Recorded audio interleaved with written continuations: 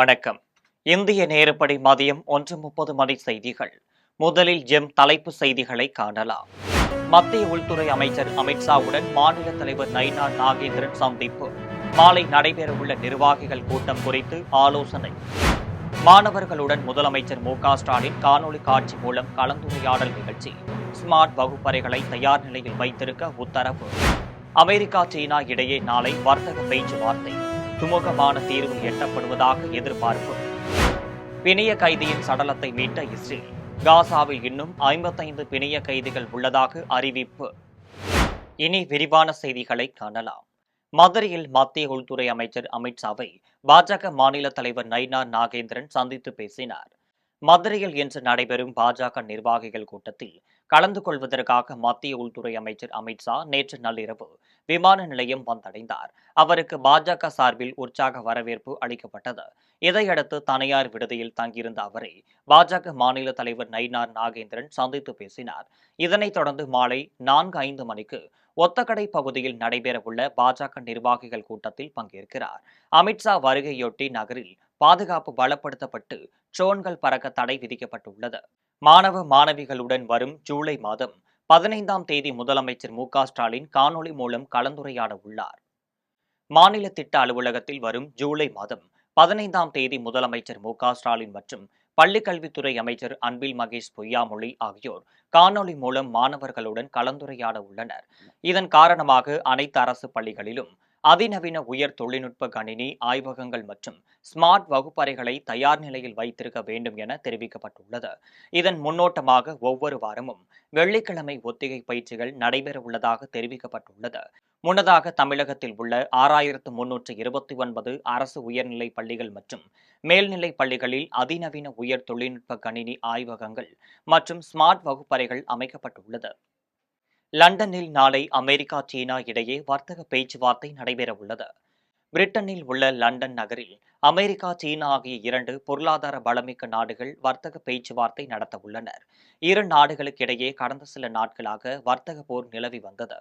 சீனா உள்ளிட்ட பல்வேறு நாடுகளுக்கிடையே ட்ரம்ப் வரி விதிப்புகளை மேற்கொண்டார். சீனா மீது 34% வரியை விதித்தார்.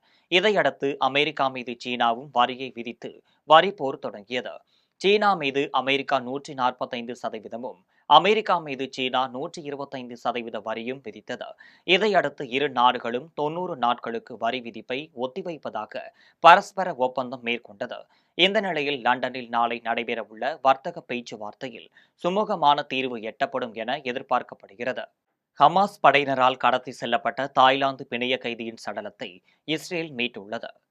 2023 அக்டோபர் மாதம் முதல் காசா இஸ்ரேல் இடையே போர் நிலவி வருகிறது. இந்த நிலையில் தாய்லாந்தைச் சேர்ந்த நத்தா போங் பிரிட்டாவின் சடலத்தை இஸ்ரேல் மீட்டுள்ளது. சிறப்பு ராணுவ நடவடிக்கையின் மூலம் உடல் மீட்கப்பட்டதாக தெரிவிக்கப்பட்டுள்ளது. தற்போது காசாவில் 55 பிணைய கைதிகள் உள்ள நிலையில் அவர்களில் பாதிக்கும் மேற்பட்டவர்கள் உயிரிழந்ததாக இஸ்ரேல் தெரிவித்துள்ளது. மேலும் காசா முழுவதும் கடந்த 24 மணி நேரத்தில் இஸ்ரேல் ராணுவம் நடத்திய தாக்குதலில் 95 பேர் உயிரிழந்துள்ளனர். வேலூரில் தீர்த்தகிரி வடிவேல் சுப்பிரமணிய சுவாமி திருக்கோவிலில் 92 அடி உயரமுள்ள முருக சிலைக்கு மகா கும்பாபிஷேகம் சிறப்பாக நடத்தப்பட்டது. வேலூர் மாவட்டம் வேலூர் அருகே புது வரியூரில் தீர்த்தகிரி வடிவேல் சுப்பிரமணிய திருக்கோவில் அமைந்துள்ளது. இங்கு புதிதாக 92 அடி உயரமுள்ள முருக சிலை அமைக்கப்பட்டுள்ளது. இந்த நிலையில் கும்பாபிஷேக விழாவையொட்டி மேளதாளங்கள் முழங்க தீர்த்தகிரி வடிவேல் சுப்பிரமணியர் ஆலய விமான கலசத்தின் மீது புனித நீரானது ஊற்றப்பட்டது. இதேபோன்று புதிதாக அமைக்கப்பட்ட 92 அடி உயரமுள்ள முருக சிலைக்கு ட்ரோன்கள் உதவியோடு கும்பாபிஷேகம் நடைபெற்றது. இவ்விழாவில் வேலூர், ராணிப்பேட்டை மற்றும் சுற்றுவட்டார மாவட்டங்களைச் சேர்ந்த பக்தர்கள் கலந்து கொண்டனர்.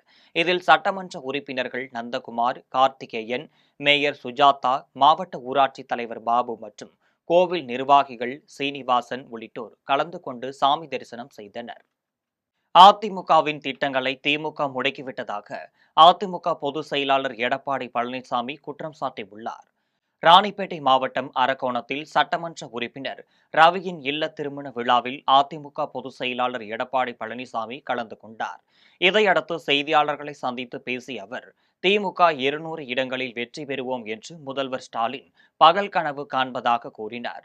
தொடர்ந்து மக்களை பற்றிய கவலை ஸ்டாலினுக்கு இல்லை என்றும், வருகின்ற 2026 பேரவைத் தேர்தலில் அதிமுக அபார வெற்றி பெறும் என்றும் தெரிவித்தார். மேலும் அதிமுகவின் திட்டங்களை திமுக முடக்கிவிட்டதாக எடப்பாடி பழனிசாமி குற்றம் சாட்டியுள்ளார். அதேபோல அதிமுக ஆட்சி இருக்கின்ற பொழுது ஒரே ஆண்டில் 11 அரசு மருத்துவக் கல்லூரி மருத்துவமனை கொண்டு வந்து சாதனை படைத்தார். 6 சட்டக்கல்லூரியை கொண்டு வந்திருக்கின்றோம். அதேபோல பொறியியல் கல்லூரி, வேளாண்மை கல்லூரி, கால்நடை மருத்துவக் கல்லூரி, கால்நடை பூங்கா,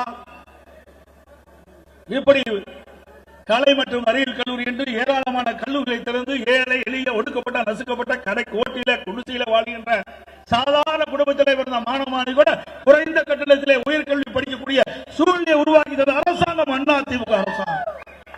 அப்படி ஏதாவது ஒரு திட்டத்தையாவது கொண்டு வந்திருக்கிறீங்களா? இந்த 4 ஆண்டு காலத்துல ஒண்ணுமே கிடையாது. தினந்தோறும் பத்திரிகை ஊடகத்தையும் பார்த்தா ஏதாவது ஒரு தலைப்பிலே வெளியிடுவாங்க. அதோட அந்த தலைப்போட அந்த திட்டம் கிடப்பில் போட்டுருவாங்க.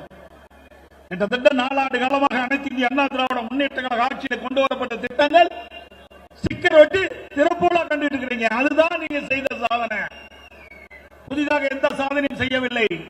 அதிமுக ஆட்சியிலே குடிமராமத்து திட்டம், கிராமம் நிறைந்த பகுதி, முழுக்க முழுக்க விவசாயத்தை நம்பி பல பேர் வாழ்ந்து கொண்டிருக்கின்றோம். நான் ஒரு விவசாயி,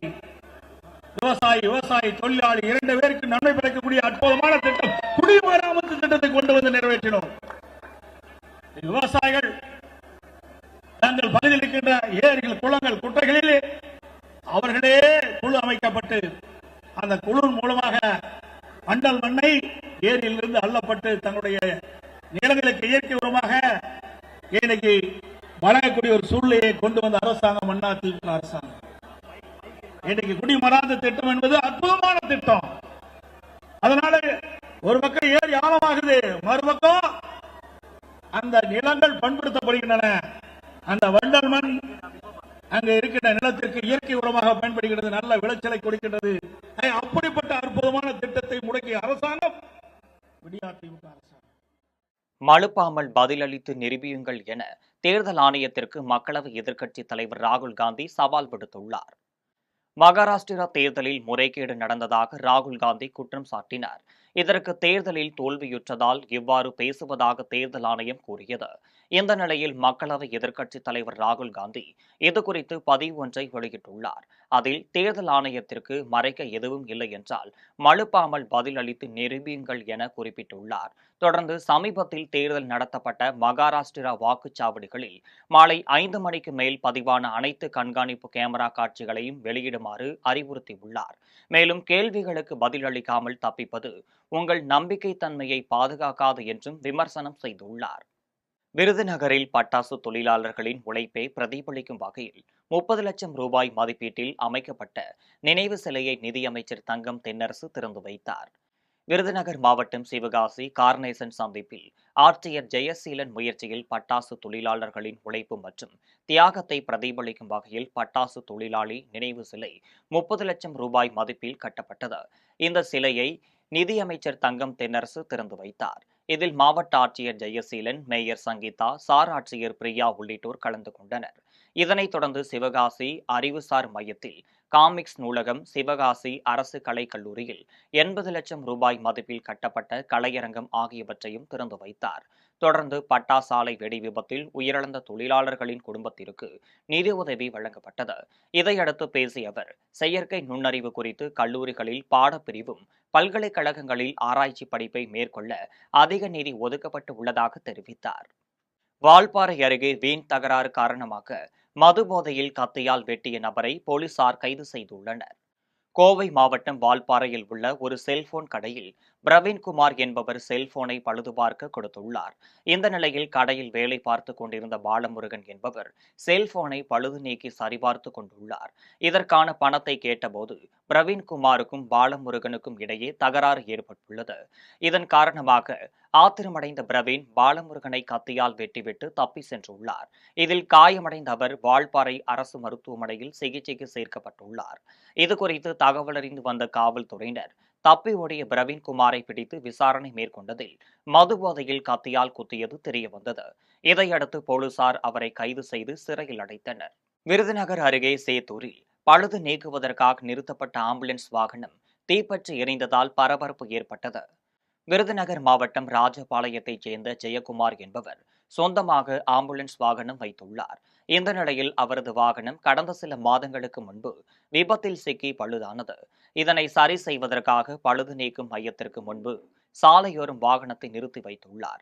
இந்த நிலையில் அருகே குவித்து வைக்கப்பட்டிருந்த குப்பையில் அடையாளம் தெரியாத நபர் வைத்த தீ எதிர்பாராத விதமாக அருகில் இருந்த ஆம்புலன்ஸ் மீது பரவியது. ஏற்கனவே விபத்தில் சிக்கி பழுதான வாகனம் முழுவதுமாக எரிந்து சேதமானது. சங்ககிரியில் போதை மாத்திரைகளை விற்பனை செய்த இருவரில் ஒருவரை போலீசார் கைது செய்த நிலையில் தப்பி ஓடிய மற்றொருவரை தீவிரமாக தேடி வருகின்றனர். சேலம் மாவட்டம் சங்ககிரி அரசு மருத்துவமனை பகுதியில் போதை மாத்திரைகள் விற்பனை செய்யப்படுவதாக சங்ககிரி போலீசாருக்கு ரகசிய தகவல் கிடைத்தது. அதன் பேரில் காவல் கண்காணிப்பாளர் ரமேஷ் மேற்பார்வையில் காவல்துறையினர் தீவிர கண்காணிப்பு பணியில் ஈடுபட்டனர். அப்போது அரசு மருத்துவமனை அருகில் சந்தப்பேட்டை பகுதியைச் சேர்ந்த சபரீசன் மற்றும் வாணியர் காலனியைச் சேர்ந்த சிவகுமார் ஆகிய இருவரும் போலீசாரை கண்டதும் இருசக்கர வாகனத்தில் தப்பியோட முயன்றனர். இதையடுத்து போலீசார் அவர்களை வளைத்து பிடித்து சோதனை செய்ததில் 100 போதை மாத்திரைகள் வைத்திருப்பதை கண்டறிந்தனர். இதையடுத்து குற்றவாளி சபரீசனை போலீசார் கைது செய்து சிறையில் அடைத்தனர். மேலும் தப்பி ஓடிய சிவகுமாரை போலீசார் தீவிரமாக தேடி வருகின்றனர். விருதுநகர் அருகே பட்டாசாலையில் ஏற்பட்ட வெடி விபத்தில் பட்டாசு தயாரிப்பு பணியில் ஈடுபட்டுக் கொண்டிருந்த தொழிலாளி ஒருவர் பலத்த காயமடைந்தார். விருதுநகர் அருகே அரசன் குடும்பம்பட்டியில் கனகபிரபு என்பவருக்கு சொந்தமான பட்டாசாலை ஒன்று செயல்பட்டு வருகிறது. இதில் 50க்கும் மேற்பட்ட தொழிலாளர்கள் பட்டாசு உற்பத்தி பணியில் ஈடுபட்டு வருகின்றனர். அப்போது பட்டாசு தயாரிக்கும் அறையில் திடீரென வெடி விபத்து ஏற்பட்டது. இதில் புஸ்வானம் பட்டாசு தயாரிக்கும் பணியில் ஈடுபட்டுக் கொண்டிருந்த குள்ளூர் சந்தையைச் சேர்ந்த சங்கிலி என்ற தொழிலாளி பலத்த காயமடைந்தார். இதையடுத்து அவர் விருதுநகர் அரசு மருத்துவமனையில் சிகிச்சைக்காக அனுமதிக்கப்பட்டார். இதுகுறித்து தகவலறிந்து வந்த காவல்துறையினர் ஆலை போர்மேன் சாந்தகுமாரிடம் விசாரணை நடத்தி வருகின்றனர். விசாரணையில் ரசாயன மூலப்பொருட்களின் உராய்வு காரணமாக தீ விபத்து ஏற்பட்டிருக்கலாம் என கூறப்படுகிறது. மணிப்பூரில் மீண்டும் பதற்றம் நிலவுவதால் பாதுகாப்பு காரணங்களுக்காக இணைய சேவை துண்டிக்கப்பட்டுள்ளது. மணிப்பூரில் மீண்டும் போராட்டங்கள் தலை தூக்கிய நிலையில் பதற்றம் அதிகரித்துள்ளது. 5 மாவட்டங்களில் செல்போன் சேவை மற்றும் இணைய சேவை துண்டிக்கப்பட்டுள்ளது. இம்பாலில் ஆங்காங்கே போராட்டங்களும் அதனைத் தொடர்ந்து துப்பாக்கிச்சூடு சம்பவங்களும் நடைபெற்று வருகின்றன. மேதி சமூகத்தைச் சேர்ந்த ஆரம்பை டேன்கோல் அமைப்பின் உறுப்பினர்கள் கைது செய்யப்பட்டதால் மீண்டும் பதற்றம் ஏற்பட்டுள்ளது. மணிப்பூரில் 5 நாட்களுக்கு இணைய சேவையை மாநில அரசு தடை செய்து உத்தரவு பிறப்பித்துள்ளது.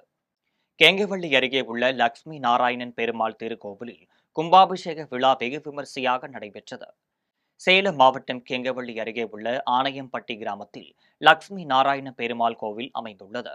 இந்து சமய அறநிலையத்துறை கட்டுப்பாட்டில் உள்ள இக்கோவிலில் புனரமைக்கப்பட்டு கோவில் கும்பாபிஷேக விழா நடத்த முடிவு செய்யப்பட்டது. கடந்த மாதம் 25ஆம் தேதி காப்பு கட்டுதல், முகூர்த்த கால் நடுதல், முளைப்பார் இடுதல் உள்ளிட்டவைகளோடு கும்பாபிஷேக விழா தொடங்கியது. பல்வேறு புண்ணிய நதிகளிலிருந்து கொண்டுவரப்பட்ட நீரை தலையில் சுமந்தவாறு கோவிலின் கோபுர கலசத்திற்கு கொண்டுவரப்பட்டு கும்பாபிஷேக விழா வெகு விமரிசையாக நடைபெற்றது.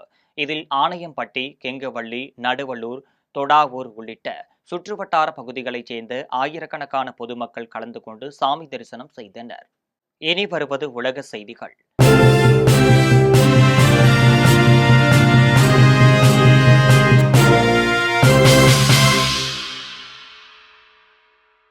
கொலம்பியா நாட்டின் அதிபர் வேட்பாளரான மிகுயல் உரிப் மீது துப்பாக்கிச்சூடு நடத்திய சம்பவம் பரபரப்பை ஏற்படுத்தியுள்ளது.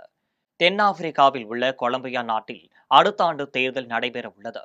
எதிர்க்கட்சியான கட்சியைச் சேர்ந்த எம்பி மிகுயல் உரிப் அதிபர் வேட்பாளராக களமிறங்க உள்ளார். இவர் தலைநகர் பொகோடாவில் தேர்தல் பிரச்சாரத்தில் ஈடுபட்டு இருந்தார். அப்போது திடீரென அவர் மீது துப்பாக்கிச்சூடு தாக்குதல் நடத்தப்பட்டது. இதில் அவரது முதுகு பகுதியில் துப்பாக்கி குண்டு பாய்ந்து ஆபத்தான முறையில் மருத்துவமனையில் சிகிச்சை பெற்று வருகிறார். இந்த சம்பவம் தொடர்பாக அந்நாட்டு போலீசார் ஒருவரை கைது செய்து விசாரணை நடத்தி வருகின்றனர். ஜனநாயக கட்சி வேட்பாளர்களுக்கு எலான் மஸ்க் நிதி உதவி அளித்ததால் கடும் விளைவுகளை சந்திக்க நேரிடும் என அமெரிக்க அதிபர் ட்ரம்ப் எச்சரிக்கை விடுத்துள்ளார். அமெரிக்க அதிபர் ட்ரம்பிற்கு டெஸ்லா நிறுவனர் எலான் மஸ்குக்கு மோதல் போக்கு நிலவி வருகிறது. இருவரும் மாறி மாறி விமர்சனம் செய்து வரும் நிலையில் அமெரிக்க அதிபர் ட்ரம்பை நேரடியாக மஸ்க் விமர்சித்து வருகிறார். இது பற்றி அதிபர் ட்ரம்ப் எலான் மஸ்க் மிகவும் அவமரியாதைக்குரியவர் என கூறியுள்ளார். அவரால் மிகவும் ஏமாற்றம் அடைந்துள்ளதாக தெரிவித்துள்ளார். மேலும் குடியரசுக் கட்சிக்கு எதிரான ஜனநாயக கட்சி வேட்பாளர்களுக்கு எலான் மஸ்க் நிதியுதவி அளித்ததால் கடும் விளைவுகளை சந்திக்க நேரிடும் என தெரிவித்துள்ளார். மேலும் மற்ற வேலைகளை செய்வதில் கவனம் செலுத்துவதாகவும் எலான் மஸ்கிடம் பேசும் எண்ணம் எனக்கு இல்லை எனவும் ட்ரம்ப் கூறியுள்ளார். இனி வருவது விளையாட்டு செய்திகள்.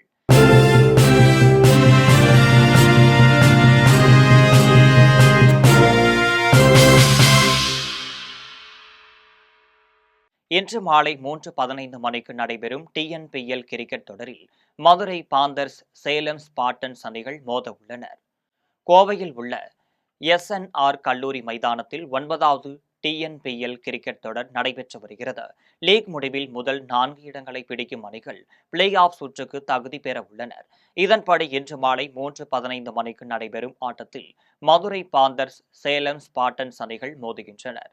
இதையடுத்து இரவு 7:15 மணிக்கு நடைபெறும் ஆட்டத்தில் திண்டுக்கல் டிராகன்ஸ், திருப்பூர் தமிழன்ஸ் அணிகள் மோத உள்ளனர். இனி வருவது தங்கம் மற்றும் வெள்ளி விலை நிலவரம்.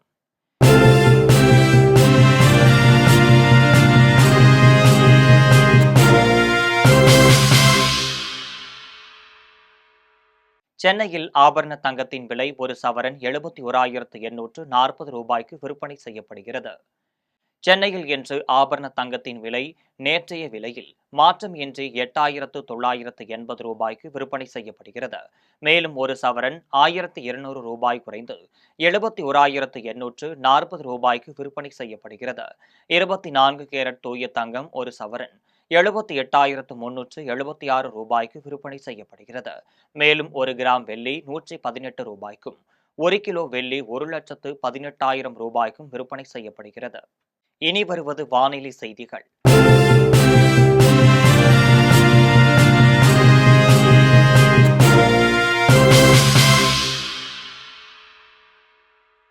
தமிழகத்தில் வரும் 13ஆம் தேதி வரை மழை பெய்ய வாய்ப்புள்ளதாக வானிலை ஆய்வு மையம் தெரிவித்துள்ளது.